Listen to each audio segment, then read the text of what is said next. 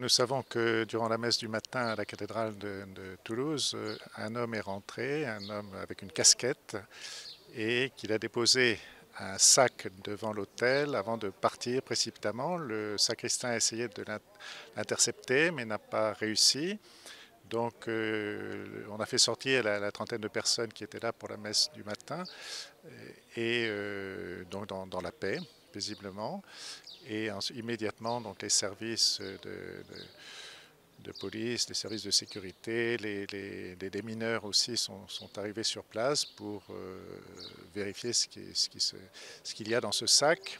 Et donc, il y a un périmètre de sécurité qui a été imposé autour de la cathédrale de manière assez large. J'invite les chrétiens à vivre cela d'abord dans la paix. Nous attendons d'abord, encore une fois, le résultat, et ensuite les consignes que pourront nous donner les pouvoirs publics par rapport aux événements, par rapport à l'analyse de ce qui s'est passé. En tout cas, pour moi, c'est un signe d'un monde déstabilisé. Nous le savons par ailleurs.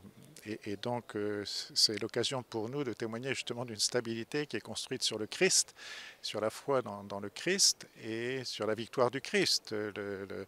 Nous allons le suivre dans sa passion, mais aussi pour fêter sa résurrection.